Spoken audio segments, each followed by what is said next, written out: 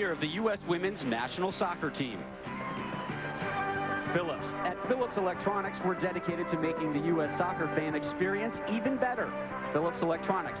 Let's make things better. And by Chevy, the cars you can depend on, the cars that last, will be there. And welcome back to Blaine, Minnesota. It's the third domestic match of the year and the 33rd overall game versus Norway for the U.S. women's national team. The U.S. wearing the all-white outfits today. Norway in the red top, blue shorts.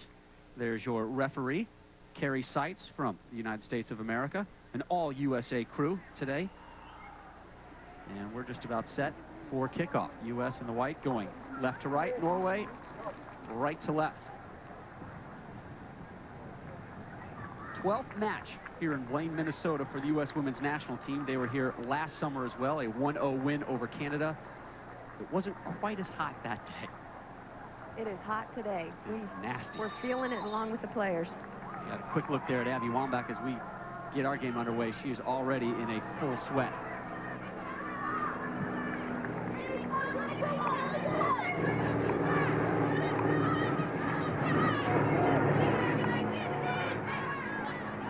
We'd like to thank Bud Light and all of our sponsors for allowing us to bring today's match to you without commercial interruption.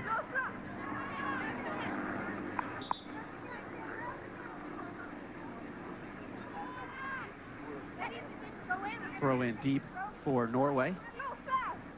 Good look at Kate Sobrero, actually be a U.S. throw-in. Cindy Parlow playing a new position today. We'll talk more about that in the coming minutes. Julie Foudy, throw-in, finds Milbrett, one-time ball. Midfield, throw-in for the U.S. Here's your Avaya starting lineup for the United States, a 4-4-2 diamond formation. A new look for them, Lakeisha Beene getting her 12th start, or rather her 12th appearance for the U.S. today in the nets. And we'll still see 4 players in the back for the United States. They'll play a flat back 4, but the difference is Brandy Chastain is going to settle into Carla Overbeck's leadership role as a central defender. Really count on her to make things happen back there. And in the midfield, a diamond shape here. Wagner and Foudy will be pinched in. However, they'll have the go of the flanks to try and get into the attack. And up front, Milbrett and Wambach will combine together. And later on in the match, we'll see Mia Hamm come in up top as well.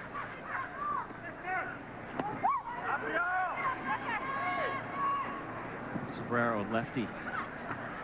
Wambach wins it, knocks off her noggin. Be another throw-in for the U.S. Here's your Avaya starting lineup for Norway. They're in a 4-5-1 formation. Astrid Johannesen, the 14th game in the cage for Norway. One of the biggest reasons Heinrichs went to this new lineup is because of the 5 players in the midfield for the U.S. defenders. 4 defenders for Norway in the back, and they're going to be led by Tonnessen, number 4 in the center. And in the midfield, we talked about it, 5 midfielders. The defensive holding midfielder, Riise, is one of the best in the world, and also Lehn, another familiar name to WUSA viewers. And up top, the lone front runner, Ronig, but don't be surprised, the outside flank midfielders will be getting up into the attack as quickly as they can. Tiffeny Roberts, as we said, getting the start for the U.S. First start for the Stars and Stripes since September 4th, 1999, a game versus Ireland. She did not play for this program in 2000 or 2001, and she's done a great job in the offseason, really getting herself in shape and playing a defensive midfielder slot today. Well, that's a perfect segue, Rapp, to one of the topics that we'll be talking a lot about is the importance of the WUSA to this women's national team as they get ready for the World Cup in 2003. And Tiffeny Roberts is a player who has played herself back into this U.S. lineup because of the WUSA and just intense nonstop games. And she's also very familiar with this 4-4-2 because the Carolina Courage play that for the WUSA. And a bit of a baby conflict. We don't want to overblow this, but club versus country has finally found the U.S. women's national team program. Christine Lilly, a stalwart here in the starting 11 for the U.S., not here in Blaine, Minnesota. Her club team, the Boston Breakers, really trying to push for a playoff spot as the WUSA season winds down.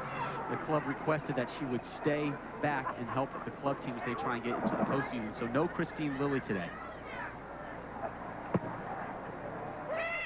Long ball. Wambach gets a head on it. Flag up. I believe she'll be whistled for an infraction. Abby Wambach, what a great year she's having in the WUSA. Probably one of the leading WUSA Rookie of the Year contenders. I'm not sure what she did wrong there, except for get hammered. Yeah, but the thing I like about her is that she goes up, she mixes it up, and she's got great height. Both she and Parlow are going to be in that attacking third, and it's going to be tough for the Norwegian defense to actually handle her. I mean, they could maybe handle one of them, but both of them, we'll have to see how they figure it out. Well, they list Cindy Parlow at 5'11". She's kind of an offensive central midfielder. They list Wambach at 5'10", and that's wrong. She's probably closer to 6 than she is 5'10". It's the head coach for Norway, Chastain. I just got that pronunciation. My Norwegian is not that strong. Chastain. Fun name to say. Nice little move there by Lehn. Chastain. Could have been a handball play on. Her and Lehn fight for it. Chastain gets it. That's one of the reasons she's back there, to bring some composure to that back line, because the U.S. flat back four has had some issues in the past. Well, and Carla Overbeck retired, obviously one of the greatest leaders in women's soccer. She retired, so the U.S. is still trying to figure out who they're going to put in that position, and they've given Brandy Chastain the responsibility. She's really seizing that opportunity, and she's excited. And her goal, as everyone that's watched Brandy Chastain over the years knows, that she loves to attack. Her goal is to stay at home 100% of the time. So we'll keep an eye on that for you today and give you some analysis as she settles into that leadership role in the center of the defense.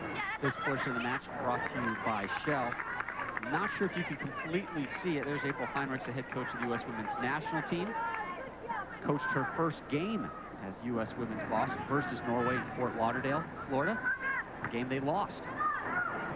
As I was about to say, I'm not sure if you can tell it on the screens, but it was hot and muggy and sunny, and there is some massive clouds moving in. They are expecting some thunderstorms potentially later this afternoon. Needless to say, the cloud cover is doing the players and myself a world of good. Yes, it is. It feels a lot cooler now, that's for sure. But I think that the heat and humidity really favors the United States. Norway's not going to be prepared for this, other than the players that are playing in the WUSA. 90 degrees. If it wasn't 90, it was 100 degrees at game time. Keisha Beene starting in the nets. We will see Brianna Scurry probably to start the second half in the nets for the U.S. women's national team. We'll have more on that story. What a great comeback for the Minnesota native as she has worked her way back into the U.S. women's national team program. Again, another example, Rob, of how the WUSA has provided a training ground for these players to develop on a continual basis 12 months out of the year. Catherine Reddick, still playing her college ball at University of North Carolina. There's another college player, Wagner from Santa Clara, giving it up. Norway. That chance broken up by Chastain. The lefty calmly plays it to Wagner, a senior to be at Santa Clara. All-American. Well, I mentioned in the open, Riise is going to be a player that the U.S. has to watch for, and they can't let her play make out of that defensive midfield position. She's going to keep her eye on Parlow defensively, but when she gets into the attack as well, Parlow's got a lot of defensive responsibilities. If she can't track her, she's got to make sure a teammate covers for her as well. There, a few minutes ago, you saw her trying to play make out of the back. And there's Milbrett coming all the way back to win that ball. Drops it off to Foudy, to Brandy Chastain. Wagner. Wambach holds off the defender. The U.S. can't hold on to it. Switch of the fields, looking for Anita Rapp. Sobrero hustles to keep it in. Parlow one times it back to Foudy, who's got all kinds of time. Milbrett. Nice little spin. Gets bumped off the ball by Stangeland. It'll be a whistle.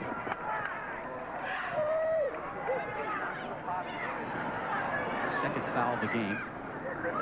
This will go the distance.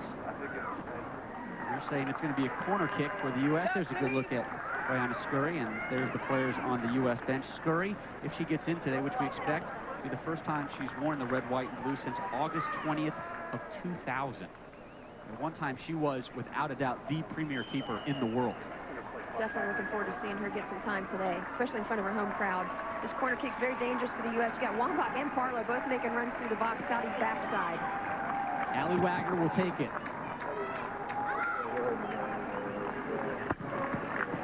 Driven far post, wide open, Foudy.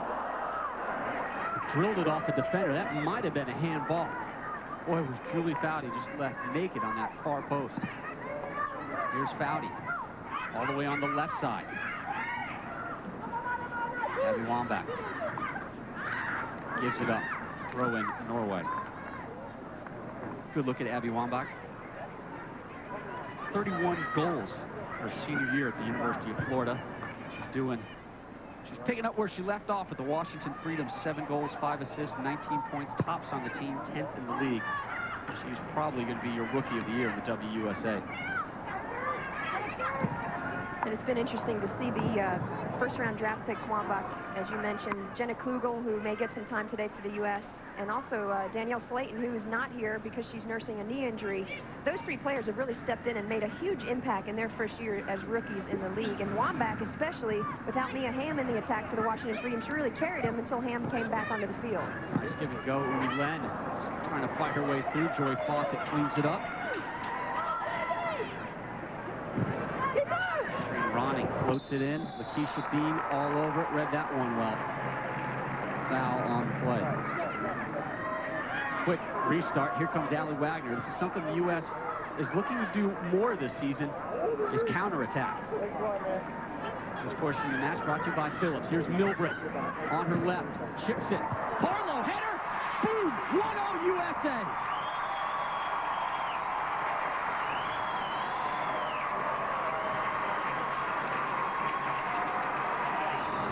Well, Rob, you called that one. You called the counterattack, and it's Milbrett who sets the play. Looks far post to Parlow, who sneaks in behind the defense, wide open, and just a beautiful placement into the low right-hand corner. Looked like maybe the keeper was checking the referee to see if there wasn't an offside, but no call. A beautiful look here. Milbrett finds Parlow, and she just finishes it. Absolutely beautiful. And this is our last look, brought to you by the Phillips Goal Cam. Finds the back of the net. That's a great experience by Cindy Parlow. Cindy Parlow, her 47th international goal, which breaks a tie with Shannon MacMillan. So Parlow is now the 6th best goal scorer in U.S. women's soccer history. And speaking of milestones, number 900 has been achieved for the U.S. women's national team program. That is a staggering number. I think my college career totals were 9. It's not saying much. That's great, Rob. Yeah, thanks. Appreciate it, Wendy. Abby Wambach down the left side. That service deflected and blocked by Cecile Berg-Hansen. Throw in for the U.S. Long throw in the middle of the field. Tiffeny Roberts. Good gracious, did she have time. Floats it in. That one got a little away from her. Goal kick for Norway. Good look at Cindy Parlow. This is her 107th U.S. appearance. Hasn't been really doing it scoring-wise that much for the Atlanta Beat. Working hard, creating a ton of opportunities, but the finishing hasn't been there. Well, and Parlow is not a innate finisher, much like Milbrett can find the back of the net. You know, she just decision-making is, and she'll admit it, it's not her strength as far as decisions on what type of shot to take or to bend it or what have you. But I'll tell you, in the air with her head, she is one of the best in the world. And she's working on the other parts of her finishing. But you're right, she hasn't scored a ton for the Atlanta Beat. But some of the reason for that is she's been really battling a lot of injuries.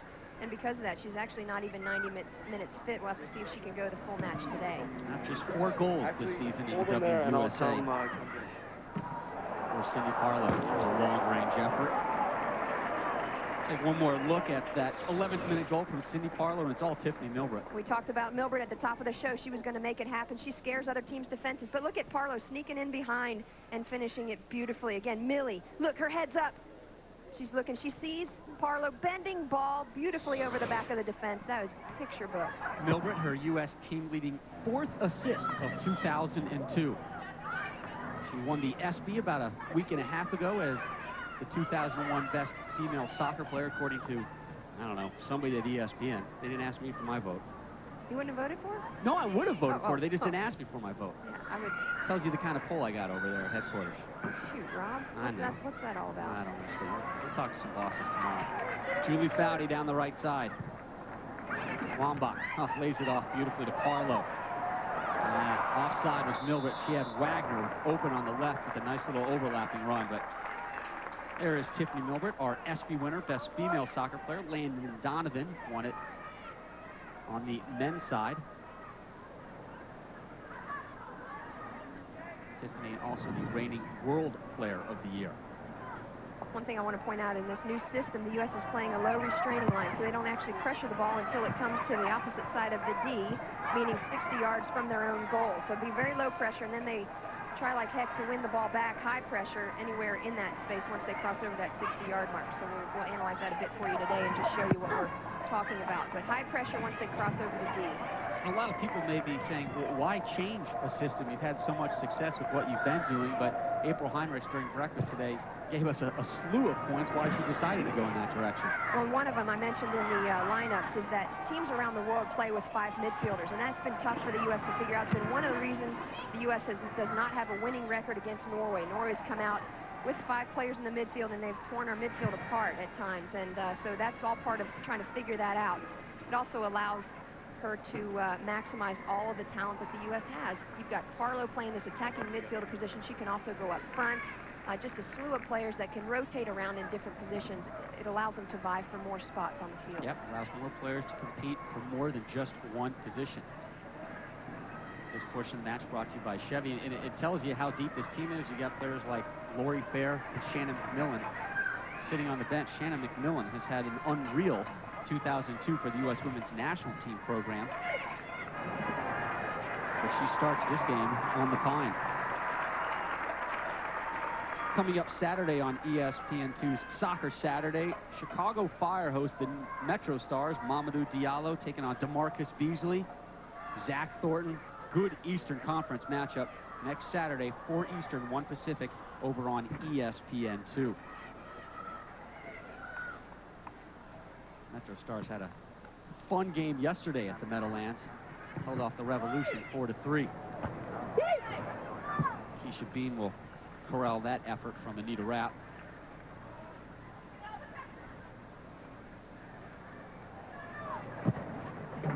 Last U.S. lead when they played Norway back in March of 2001, 3 games ago. A game, though, that Norway obviously eventually won. Here is Norway looking for the equalizer. Brand Edner. Looking for Ronning. Pace for pace was Kat Reddick with her. Reddick not really known for her speed, but boy, Ronning was going nowhere past the junior-to-be at the University of North Carolina. And actually, Reddick is one of these young stars who... Milbrett is onside. Misplayed. 2-0 USA. Wow, Milbrett's pressure really bothered Johannesen there. He started trying to come out and make a play. Norway wasn't able to cover back quick enough because Milbrett's one of the fastest players in the world. Johannesen would love to have that opportunity back. And again, just high pressure by Milbrett. Right on the edge of the line here. Beautiful ball by Wagner. Look, it drops in, bounces. Look at Johannesen come out, swing and a miss, folks. And there's Milbrett with her foot race. There's no way you're going to catch Milbrett when she gets behind that line. Another beautiful ball by Wagner. Great playmaking abilities there. And Milbrett just outruns the defender there. Stangeland was not able to track her down. That's hideous goaltending. Goal number 901 for the U.S. Women's National Team program. And for Milbrett, that is her 88th U.S. goal, tying her for 3rd most with Christine Lilly as far as U.S. Women's National Team all-time goal scorers are concerned. Mia Hamm, of course, leads that list with 129, and retired Michelle Akers at 105. Rob, the thing I love about that goal, and really both goals, and you called it right before the first goal, is that there's the goal leaders you're referring to. Tiffeny Milbrett and Christine Lilly now tied at 88. But Rob, what I was mentioning is that the counterattack, that's a part of this new system. The defense for the U.S. is going to try and sit back. Once they win the ball, they're going to try and counter, and that was a perfect example. Beautiful ball by Wagner out of the midfield and really beat that Norwegian defense with her serve. 2-0, both really on counterattacks for the U.S. Parlow and Milbrett, your goal scorers, 6 minutes apart. So a quick synopsis on this new system for the U.S. I say, offensively, it's definitely working. Understatement of the afternoon. That's right. Master of the obvious, Wendy Gebauer-Palladino. Good to have you back. Is that a mouthful or what? A lot of fun. Wambach taken down there by Britt Sandaune. Ain't easy to take Abby down. She's not a house, she's a community. Wagner. That one out of bounds by Kat, intended for Kat Reddick. You know, and you see a Parlow or a Wambach out there at 5'10", 5'11", whatever, and you think, well, they're probably just slow, sluggish players with not much foot speed, and they just do it with brute strength. Those two are complete packages. Absolutely. Very, very agile. Different players in the way that they actually attack and with the ball at their feet, but definitely both very, very agile. Another team's defense is just, you know, if the ball's at their foot, it's tough to stop them when they're playing 1v1, but also just the physical pressure that they receive from them is just absolutely tough for any defense to shut down. They take it and they dish it out as well. This portion of the match brought to you by Kit Kat. There's Brandy Chastain.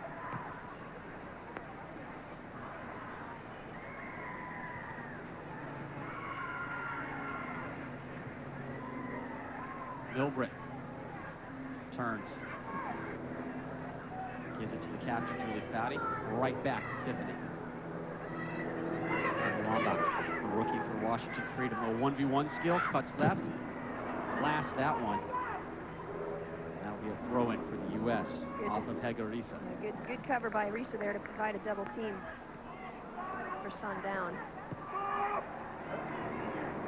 U.S. dominating possession. This is a young Norwegian team. Some of their stars did not make this trip. MacMillan, one of them. Wambach, the serve. Foudy near post, thighs it. Kind of a tweener ball. Tough to do much with that one when it's at the waist for you. You mentioned MacMillan. We should point out as well that that was another player that Boston decided not to release so that she would be available for their game against Atlanta last night. Fawcett, oldest member of the U.S. women's national team. Still ticking. The thing that's so neat about Joy as well, I mean, you know what she can do on the field, but during practice, she's always trying to learn new things. And you'd think a player that's been around that long, you know, I guess the risk is that they feel like they know everything, but Joy is constantly wanting to learn and figure out the system. Nice little flick on for Parlow. She's 1v1 with Stangeland. Stangeland wins that one. Just plays it out, trying to relieve that pressure. Parlow with the game's first goal in the 11th minute.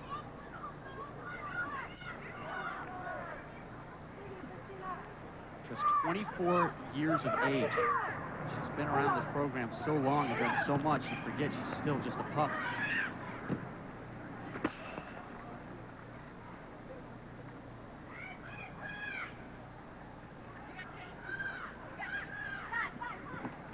Sobrero, all kinds of time to serve it. Instead, intended for Foudy. Another throw-in for the U.S.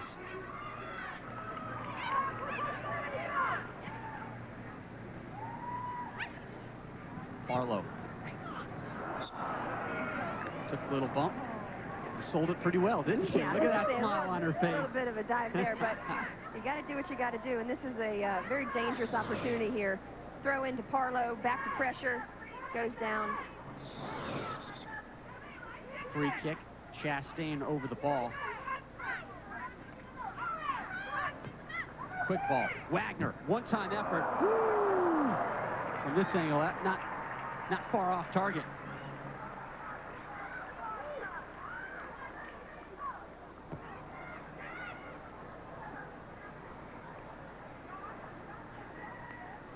Stangeland bringing it up, drops it out to Sandaune. This is kind of what you were talking about, Wendy, about a more passive U.S. defense. Right, they're dropping back to the D, which is the far side of the center circle there. They're going to low pressure until Norway comes into the area, and then hope to counterattack, which we've seen 2 goals for the United States so far off of this counterattack. Lehn chips it.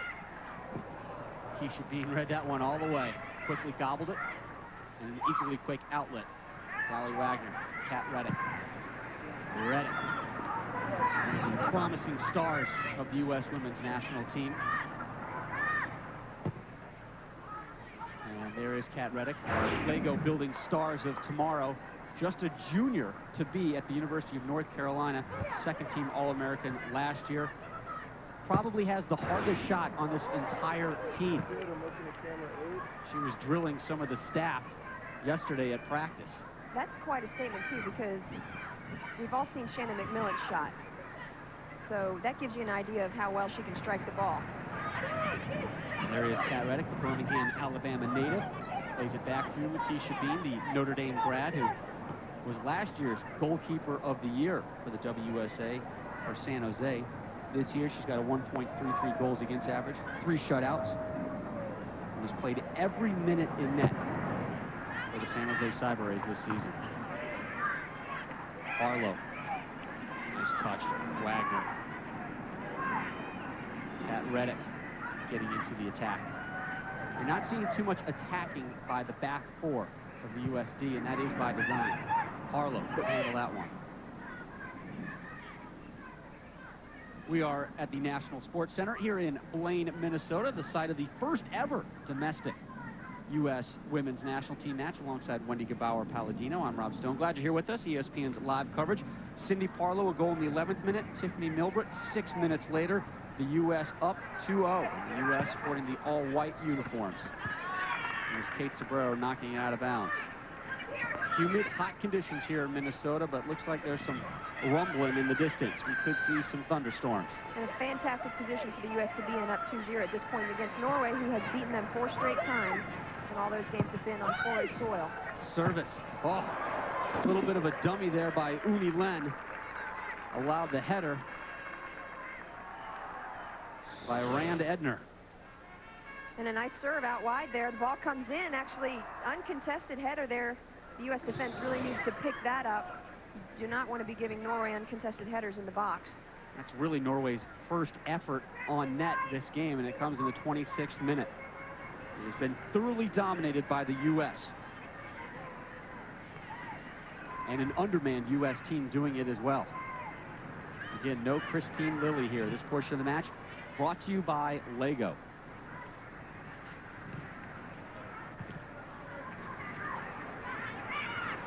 A good time to point out the fact that Coach Heinrichs had to cut her team down from 23 to 18, and Hope Solo, goalkeeper, has joined the U21s in Finland. I'm going to finish this thought in 1 second here. Here's Milbrett, 1v1. Still has it. Drills it far post, nobody home. Well, she had some time. It would have been nice for her to just pop her head up a little bit like she did on that last goal, or on the first goal by Parlow. Again, so here she is. She beats her player. She's got a ton of time, and she goes to look. Looks like that was a back post serve. If she'd looked up, she maybe would have seen that she could have taken in a couple more touches and maybe found a seam or a player making a run in the box. Again, that's not a very dangerous attack right there by the U.S. But the other players, we talked about Hope Solo. She joined the U21s for the Nordic Cup in Finland. Mitz actually suffered a hip flexor, Heather Mitz, so she's not able to play today. And then the youngsters, Jill Oates and Heather O'Reilly, are with the U19s. They're getting ready for their first ever World Championship. And Kylie Bivens went back. She was released and joined her Atlanta team for their game against Boston last night. And you mentioned Hope Solo, a college student at the University of Washington, already off to Finland for the U21 Nordic Cup. Right after this game, Allie Wagner and Kat Reddick, who are both starting, will join her. They're going to jump on a flight from Minneapolis and boogie their way to Finland for a great tournament. Nordic Cup, always tremendous competition in the world of women's soccer. And there is Kat Reddick. Strong defense, long outlet ball intended for Abby Wambach. Well, we're starting to see a bit of a pattern here. There's Kat Reddick shutting down that left side. She needs to be, because we're seeing Norway try and develop some play with Ronig, number 7 for Norway. She's gotten a couple serves and is trying to get some good crosses off. So Reddick's job becomes even more critical here, since Norway is really trying to attack that right side. Chastain, the birthday girl, celebrating the 10th anniversary of her 24th birthday today. I like that. You like that? You can't say she's the 3-4. I mean, that's horrible. That's a tribute to it is health and fitness and all that good stuff. Come on, Rob. But come on, you don't want to admit you're 34. I don't know. I'm 35 or something like that, so I think she's representing that age group well. All right, all right. Another look at this foul. Tiffany Roberts coming in. As Aaron Heifetz says, press officer for the U.S., Tiffany Roberts is pound for pound the toughest player in the WUSA. This portion of the match and this game ball brought to you by Nike. Yeah, this is a good position for Tiffany Roberts. She plays it with her club team. She's doing it very well today thus far. Here's Julie Foudy. Kate Sobrero thinking about getting in the attack. Kate Sobrero still looking for her first goal in the U.S. Women's National Team program. And I went on record today to predict it's coming today. You did. I heard you before the game. Yeah. I do a lot of talking before the game. Not much of it just really makes much sense. But Well, that one did make sense. here is Tiffeny Roberts. Back to Chastain.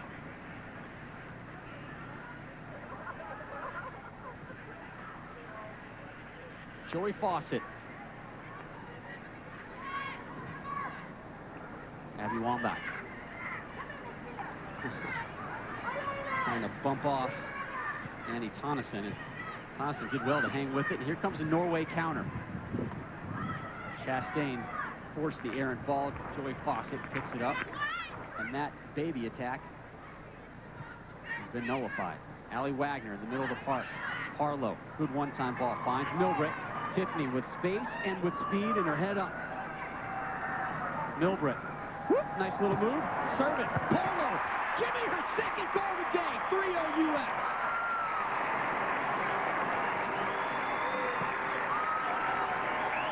Well, I'd say Parlow is settling well into this attacking center midfield role. Milbrett out wide. Really takes time and patience. We critiqued her on the last one. We don't need to this time. Look at Parlow coming into that open seam and just finding the back of the net. Beautiful ball by Milbrett. Milbrett takes her time, jukes the player here. Here's Stangeland trying to find her, but she can't.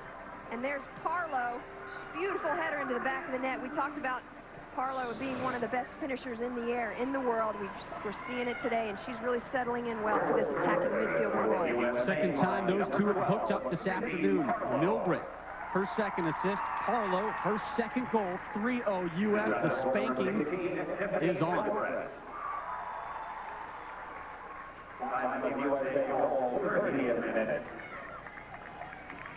One of the glaring things that I see that Norway is struggling with is they really do miss Mellgren as that lone front runner up top. I mean, every time we've seen her against the U.S. defense, she has been tough to handle. And there's Parlow lighting it up today. She's got her parents in town for this one. Her parents travel anywhere to see her play. They don't miss a game. They are amazing. Amazing support system in the Parlow household. Brandy Chastain. A little fake and dumps it to Wagner. That one broken up. Norway needs to regroup. Stangeland. And they need to get Riise involved, because the captain has maybe about 5 touches today, and none of them have been dangerous. Well, I think one of the reasons is, I personally like to see Riise more in an attacking role. She's got a lot of defensive responsibility, and we talked about Parlow. Will she be able to stop her defensively? She's not right now. She's not covering her as well defensively. Hege is just more of a natural attacker, in my opinion, and I think they're missing her attack in the final third. There's no question about it. This portion of the match brought to you by Avaya. There's the captain, Julie Foudy.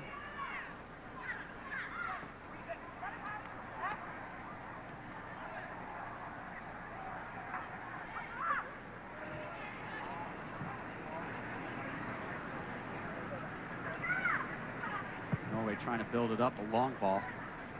Basically to Kat Reddick. She's thinking about shepherding this one out of bounds. And forced to play it. Throw in for the U.S. Later today, the Great Outdoor Games continues here on ESPN, 3:30 Eastern. The Big Air Dog, the Retrievers, Women's Endurance, Bass Fishing, Springboard, and Archery. The Great Outdoor Games on ESPN. You know, I worked this event the last 2 years. It's a fun little thing. That Big Air Dog, those little puppies fly off that dock. Here's Norway trying to get on the board. With a little miscommunication with Beene just hammered. I believe it's Ingrid Fosse-Citra. Joey Fawcett there to clean it up. Citra is doing some noticeable limping, and here comes a U.S. counterattack. Not exactly with numbers on this one, as Parlow kind of slows it down, and then a little burst. Kicks it out, Milbrett. Not on. Slows it down, keeps it up. Oh, try to sneak one through to Parlow. Instead finds Wambach. One-time ball. Parlow wasn't quite looking for it. Good idea and a nice little build-up from those three. think Parlow was there earlier, but when the ball didn't come through, I think she was worried she was going to be offsides. And she pulled back into an onside position, but nice combination by those three attackers. Well, Norway's given them time to do what they want. And they are taking advantage of it. Tiffany Roberts finds Foudy.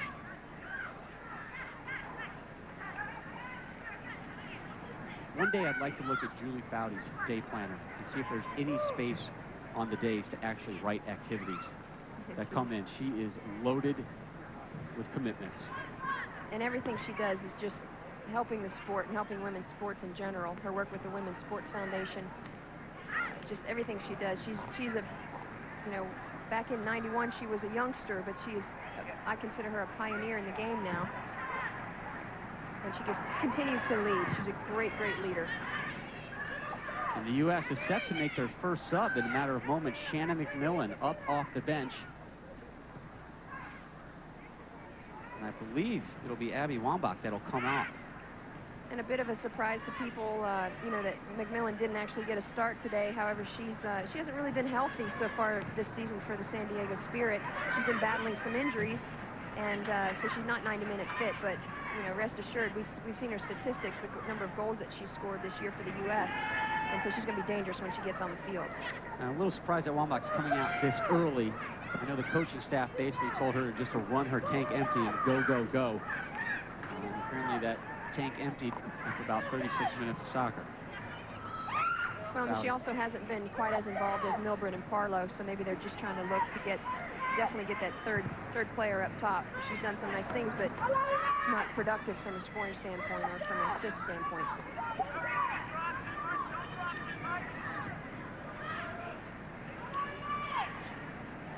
Cyphria. Nice save there by Beene off the effort from Riise. Her first real test today. Well, we talked about Norway is going to be dangerous if they can get Riise up into the top, but it's Beene who finds the answer. Look, Riise makes a beautiful run through. She's wide open here. Ball bounces perfectly in her step. She looks up. She sees Beene committed. Tries to chip it over her head there, hit a volley shot over her head, but Beene holds on to it. Beautiful save. Not sure that one was going to go on net if Beene wasn't there either. But still, she came out hard to cut down that angle and take away her opportunities. And here comes Shannon MacMillan, and what a great season she's had this year for the U.S. Women's National Team program. Coming into today's game, 11 of the team's 20 goals had been scored by MacMillan. 7 of those came at the All-Guard Cup, where she scored 7 of the team's 8 netters.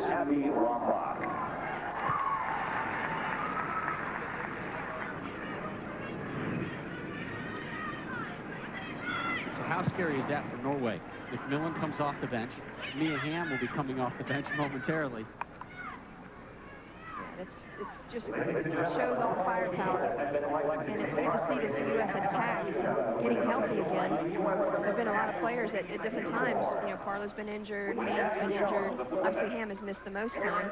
Talked about MacMillan battling some injuries. Milbert's really the only player that's stayed 100% healthy. But they seem to be starting to click on all cylinders. This portion of the match brought to you by Bud Light. U.S. in firm control, up 3-0. Parlow with 2 goals. Tiffeny Milbrett, a goal and 2 assists. I like that idea, Tiff. Get across the net! You hear April Heinrichs shouting out some instructions there from the bench. She has got to be very pleased with what her team is doing, especially considering it's a brand new formation for them. But as she told us today, it's not the formation, it's the players, right?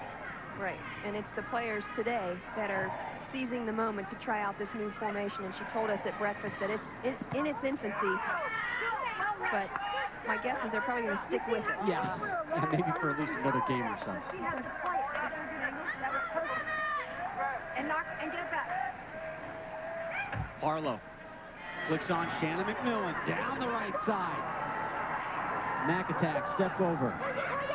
Slows things down, waits for some reinforcements. That one intended for Foudy. Annie Tonnessen plays it deep. Anita Rapp cannot save it. Throw in for the U.S. and Julie Foudy will take it. Finds Milbrett. Almost looks like Milbrett and Parlow may have kind of flip-flopped their forward / offensive midfielder positions. It's one of the beauties of this system. Those players are interchangeable at any time. Onside? Nope. Trin Ronning, just the shade offside.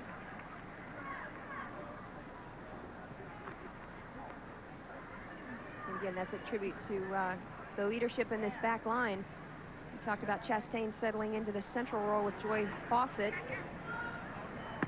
And they're patient on the attack. You talked about this earlier, Rob, and that's by design. They're not going to try and force it, but they've also got good shape in the back, and in that last play they were able to catch Norway offsides.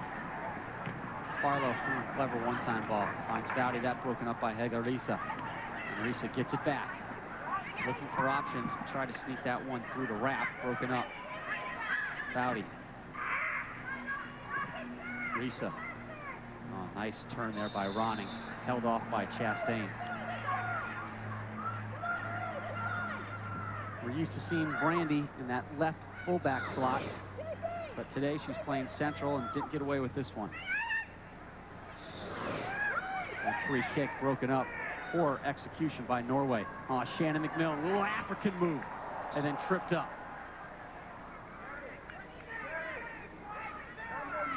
I love that move, almost as much as I love the nutmeg. They call this the Casa de Vaca. The who to what? That doesn't sound, what do you call it, African? Yeah, that's the way I grew up. It was called an African. I have no idea why, but. Oh. Well, now you've got a new little we have regional term soccer in your lingo. And but what did you call it? A Casa de Huda? No, that wasn't it at all. Well, what did you say? Casa de Vaca. What does that mean? The translation's not real appealing, actually. All righty then. Milbrett can't settle it, drops back. Allie Wagner. Intended for Foudy. But it means you pass to yourself, Gotcha. around the defender. Okay. That's Spanish? Spanish, Brazilian, Portuguese. Gotcha. Glad to see my French really paying off in high school. Nice ball, Riise. Beene well out of the box, clears it out. It's a difficult type of game for a goalkeeper when you're not seeing much activity and action to really stay focused mentally into it. Lakeisha Beene has done real well every single time. This portion of the match brought to you by Phillips.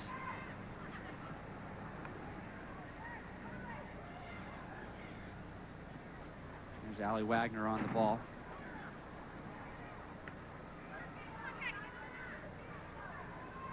Haven't talked much about Kate Sobrero there, coming back from meniscus surgery earlier this season. Still not quite 100%. In fact, I was kind of surprised to see her get the start, but she looks pretty nimble today. Haven't seen any hitches in her giddy up. Well, and she hasn't also been tested too much. Norway's definitely trying to pressure. When they come down a side, they try and go down the right side more than the left. So she hasn't had too much to try and clean up, but she's held her shape very well in the back. She's got some activity right now, and Anita Rapp going 1v1. Kate forces her inside to her support, and Tiffeny Roberts is there to clear it right out to Tiffany Milbrett. Did you hear Foudy yelling from the field there, Rob? She was telling her push her inside. That's great organization by Foudy. Definitely an example of her leadership on the field. One of the many reasons she's called Loudy Foudy. Riise out wide. Ronning serves it.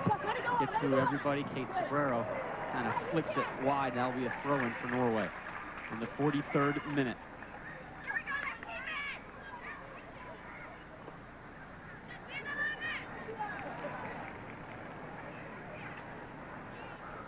I get the feeling this humidity is taking the effects on Norway. They're playing a very slow style today. Not much passion, not much anything, to be honest. There's an effort. Almost fell right to the foot of Fossa Cithria. Back in the mixer, Reddick clears it. That could be the fatigue, Rob, setting in there, because Cithria looked like she had a wide open shot. That ball dropped down. She just flat out missed it. Coming up Saturday on ESPN2, Zach Thornton, Josh Wolf, DeMarcus Beasley, Ante Razov take on that man, Mamadou Diallo, and the Metro Stars. Big Eastern Conference battle, the Metro Stars and the Fire live ESPN2 next Saturday for Eastern, 1 p.m. Pacific. This one flighted in. Norway having some success lately as far as possession is concerned. Anita Rapp couldn't get that one on target. Well, my guess is some of the talk at halftime where we've seen the attack come, if it hasn't been Hege coming up the center, like I mentioned, Norway's trying to attack down that right side. Wagner and Reddick need to figure it out, and my guess is that will be addressed definitely at halftime. Their serves are coming right out of their areas. Coming up in a matter of moments at halftime, the U.S. women's national team reflects on the men's success at the recent World Cup. We'll also talk about the road ahead for this U.S. women's national team, plus first half highlights and stats if you missed the game's first 3 goals from Parlow and Milbrett. Well, guess what? You'll get a chance to see them again at halftime.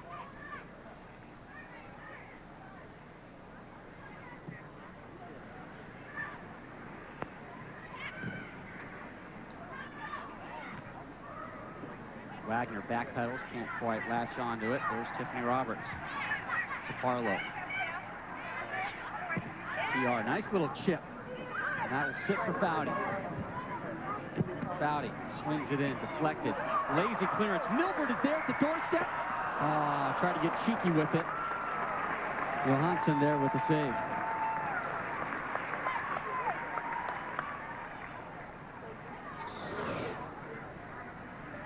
Missed clear here by Milbrett. Actually, I would have loved to see her try and find Parlow, who was actually coming down as Beene at the top of the box. She didn't really have, Milbrett didn't have much of an angle there. Let her try and smoke it near post. She was close enough where I think she could have beaten Johannesen. Plus, it's a fun way to burn the keeper. Yeah, Got to go near post, yeah. Don't want to get beat near post if you're a keeper. There's Anita Rapp. Plays her club ball over here with the New York Power. Turns 25 next week. Actually played her college ball here in the States at Oakland University in Michigan. Been somewhat of an underachiever on the WUSA level this year.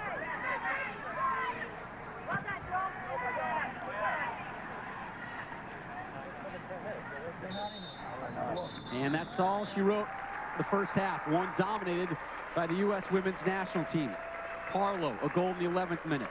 Milbrett in the 17th minute, and then Parlow again in the 30th minute. April Heinrichs writing down some notes. Probably says, good first half. Keep doing it in the second.